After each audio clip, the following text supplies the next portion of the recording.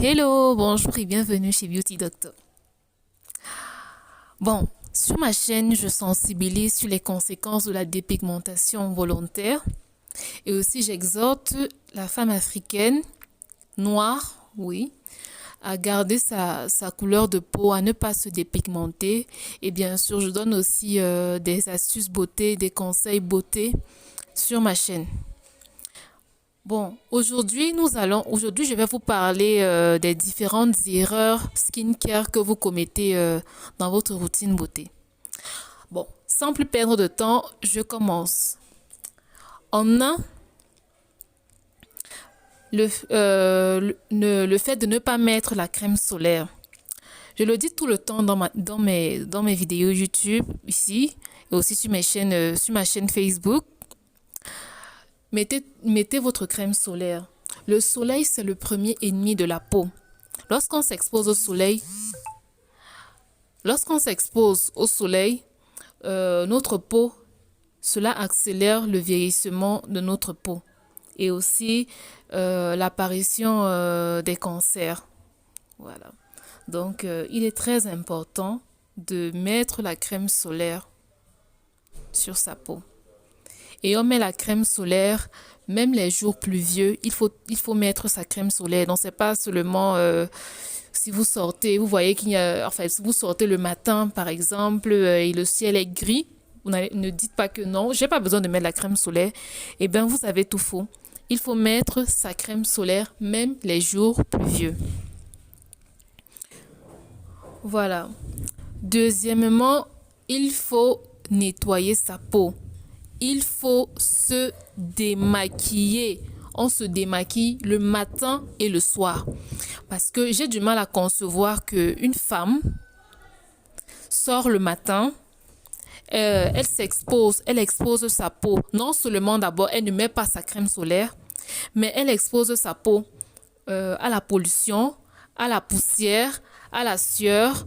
Bref, toutes ces choses, au maquillage aussi, toutes ces choses viennent s'accumuler sur la peau.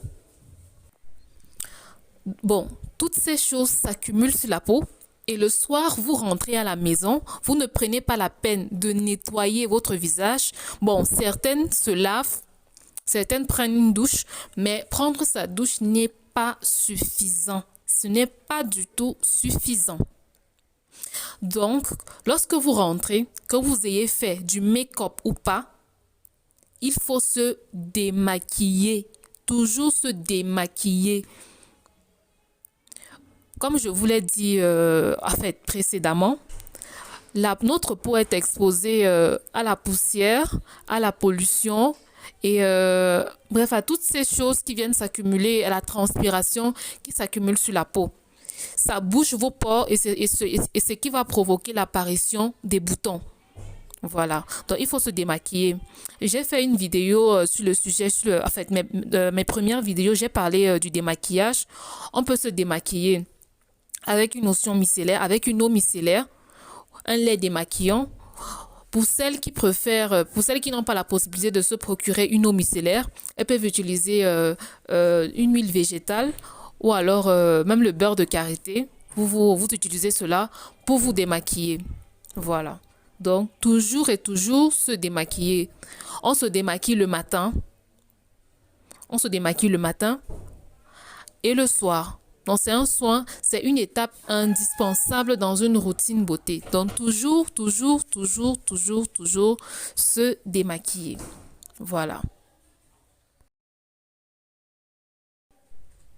Bon, troisièmement, l'erreur que la majorité de femmes et d'hommes aussi, l'erreur que vous commettez aussi, c'est le fait de mettre les huiles végétales ou les beurres végétaux en journée.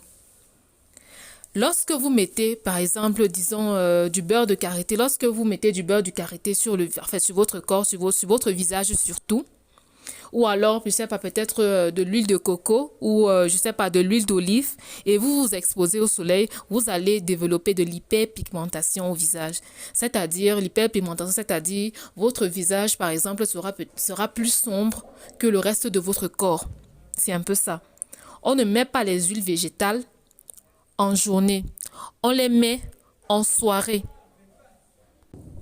Et aussi, certaines huiles végétales sont comédogènes, comme par exemple l'huile de coco. L'huile de coco, il ne faut surtout pas. Bon, l'huile de coco est un excellent démaquillant, mais il ne faut surtout pas mettre l'huile de coco sur le visage et passer la nuit avec. C'est une huile comédogène. Donc, c'est-à-dire, vous allez développer des boutons. Ça va vous donner des boutons. Pareil pour le beurre de karité, le beurre de coco, le beurre de mangue. Bref, tous ces beurres végétaux-là. On ne les met pas sur le visage, car parce que ces produits-là sont comédogènes. Et je répète encore, les huiles végétales, les beurres végétaux ne se mettent pas en journée. Vous pouvez faire aussi vos gommages avec. Vous pouvez faire les gommages avec l'huile de coco. Ça ne dérange pas. Mais le problème est que vous ne devez pas passer la nuit avec ces huiles-là sur le visage. Voilà. Bon. Pour plus ample d'explications, j'ai fait une vidéo sur le sujet, donc allez checker mes vidéos. Voilà. Quatrièmement, bien sûr, je suis sûre que tout le monde le sait. J'en parle tout le temps sur ma chaîne, tout le temps j'en parle. C'est même ça le but de ma chaîne. Il s'agit d'éviter les produits éclaircissants. L'utilisation des produits éclaircissants sur la peau ne vous fera plus de mal que de bien. Dans ma précédente vidéo, j'ai parlé des conséquences des produits dépigmentants sur la peau. Parmi les conséquences des produits dépigmentants sur la peau, nous avons le chronos. Bon, je mettrai des images. Sur la vidéo. Nous avons le chronos, le cancer de la peau, l'acné, et aussi l'hypertension artérielle. Et oui, parce que dans ma vidéo, j'ai dit les conséquences de la dépigmentation volontaire de la peau ne sont pas seulement dermatologiques, mais aussi systémiques. Dans les conséquences systémiques de la dépigmentation volontaire de la peau, nous avons l'hypertension artérielle, comme je viens de le dire, l'insuffisance rénale, le diabète, une peau abîmée, c'est-à-dire la peau devient tellement fine. Bon, pour la petite histoire, j'avais une connaissance à moi, bien sûr, elle venait de subir une césarienne. Malheureusement, ses points de suture n'avaient pas tenu parce que sa peau était tellement abîmée, tellement fine, tellement abîmée à cause de l'usage des produits éclaircissants et elle est décédée. Bon, c'est juste une parenthèse. Voilà, donc c'est un peu ça. Donc, et aussi, nous avons aussi un manque d'uniformité de la peau. Donc, pour avoir une belle peau, ne la dépigmentez pas. Abonnez-vous à ma chaîne, écoutez mes conseils et vous aurez une magnifique peau. Voilà. Bon, cinquièmement, évitez les gommages en journée.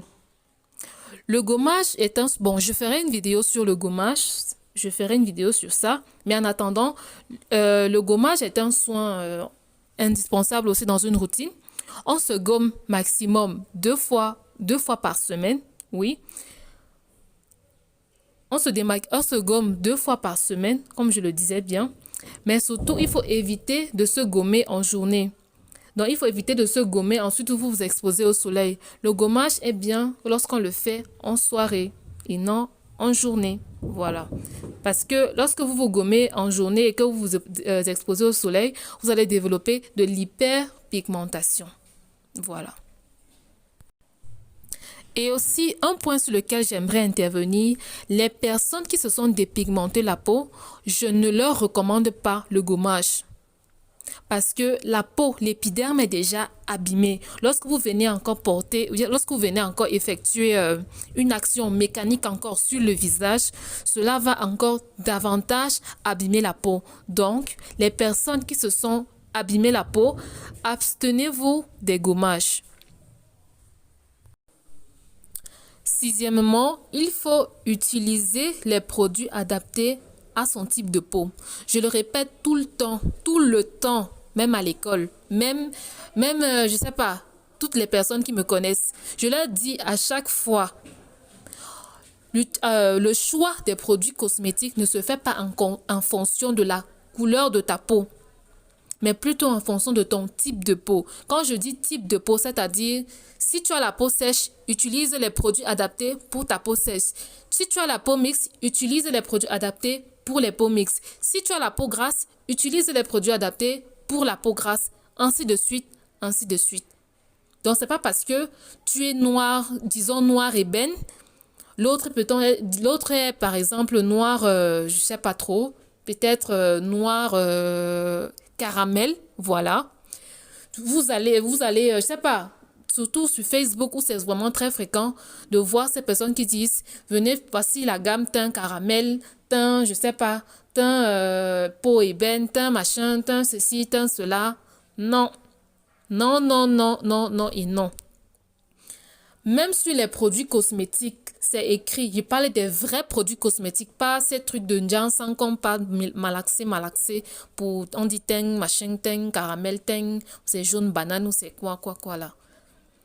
Sur les vraies marques de produits cosmétiques, on écrit toujours, prêtez l'œil, regardez les packaging, c'est écrit là-bas.